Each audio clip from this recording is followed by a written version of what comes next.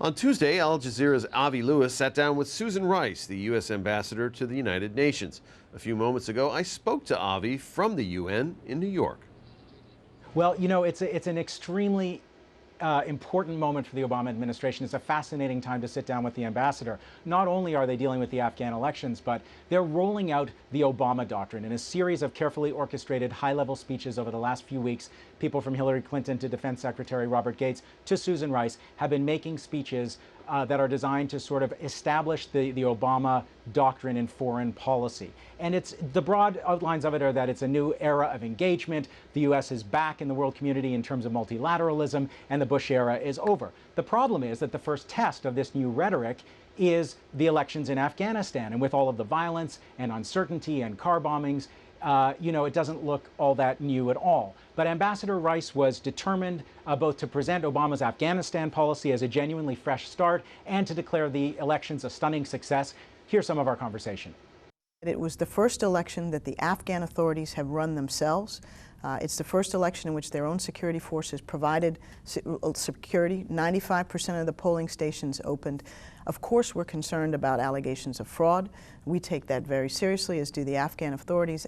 Fortunately, the Independent Electoral Commission and the Electoral Complaints Commission are established and able to investigate those allegations, and we will look very much forward to their findings. The Independent Election Commission is only so in name. All 7 members were appointed by President Karzai, and the head of the commission has made no secret of his political support for Hamid Karzai. So there are questions not just on the electoral level, but on the systemic level, aren't there? No, we think that the institutions that have been set up by the Afghan authorities to make sure that the elections were conducted and will be reported as credibly as possible are more than adequate. We should not lose sight of the fact that this was a milestone in the democratic development of the people of Afghanistan, that 95% of the polling stations opened. People were able to vote across the vast majority of the country.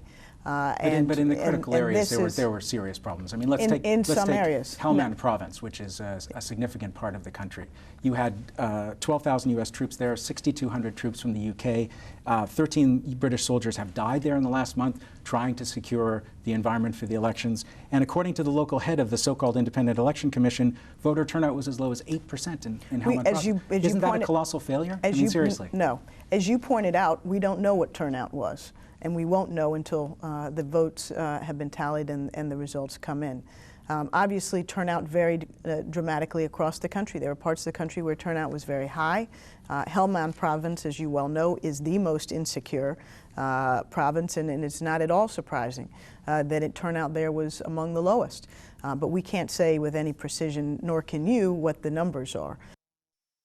We have shifted our strategy, and we have a comprehensive civil-military strategy that is not only predicated on what we can do through the security side of the equation, but also supporting the development of proper and transparent and effective governance that can serve the needs of the people of Afghanistan, and as well as economic development, social services, developing agriculture, health, education, all of that which is essential. But again, I mean, it seems to be backfiring in the early going. You've got thousands more troops in there, and the UN, again, in its latest report, says that operations carried out by the government of Afghanistan and its allies have resulted in rising toll of civilian deaths and injuries, destruction of infrastructure, including homes and assets. If you read the UN report, they will point out that the vast majority of civilian casualties are a consequence of the actions of the Taliban and other extremists.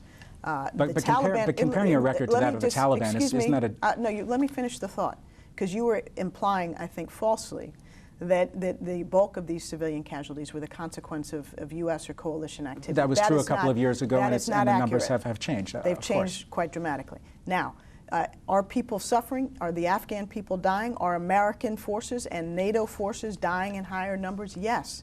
And all of that is tragic. They are dying not because of the fact that they're there in larger numbers. It's a consequence of the fact that the Taliban, Al-Qaeda, and its extremist allies are stepping up their efforts to disrupt the elections, which was their intention. They didn't succeed. And they are trying to put additional pressure on the coalition to give up.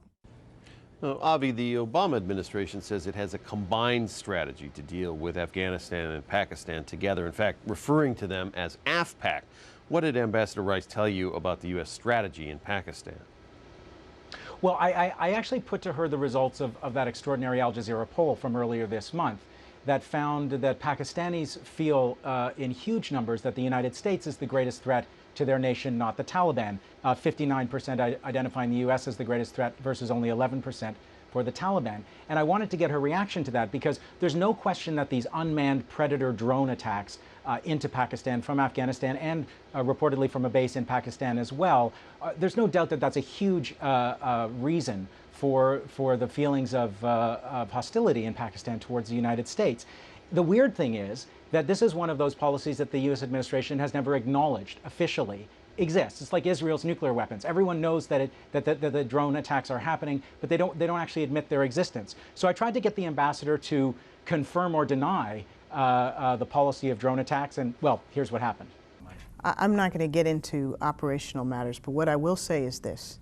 The United States is working in partnership with the Pakistani government to deal with a shared challenge that Pakistan faces and that we face, and that is the threat from al-Qaeda and extremists that are killing Pakistanis every day in extraordinary numbers in some very high-profile attacks, and that continue to plot and plan to kill Americans, to kill Europeans, to kill Canadians, and many others. This is something that we have an obligation to deal with in the interests of the people of Pakistan, as well as in our own interests, in the broader global interests. But you know that these drone attacks are highly controversial. The United States has never even admitted that it's doing them.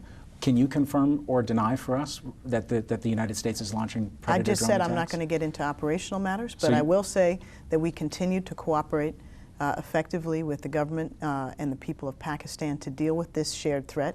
We are doing so through a variety of means, and they are essential to achieve the overarching goal of disrupting and dismantling and defeating al-Qaeda and denying al-Qaeda a continued safe haven in Pakistan or Afghanistan. Avi, President Obama has been compared by some of his fans to President John F. Kennedy. He was a young, charismatic president determined to take the country in a different direction. Lately, though, many people have been making a different comparison to Lyndon Johnson.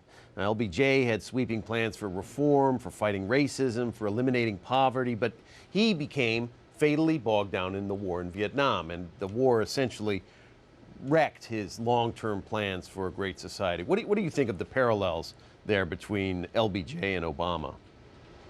Well, I mean, it is the new line here in the United States that Afghanistan may be Obama's Vietnam. I think it's a critical moment in the presidency, and I think that what you see on the domestic front as he's been trying to get some kind of healthcare reform through. Of course, there have been virulent attacks from the right wing in the United States, but what's happened just in the last week or so is that significant numbers of Obama's supporters, and you're reading it in progressive columnists like Paul Krugman in the New York Times, who have been big supporters of the president, have started to say his supporters who worked so hard to elect him are starting to see the health care reform go the way of all legislation in the United States, written in backroom deals by the corporations that benefit from it.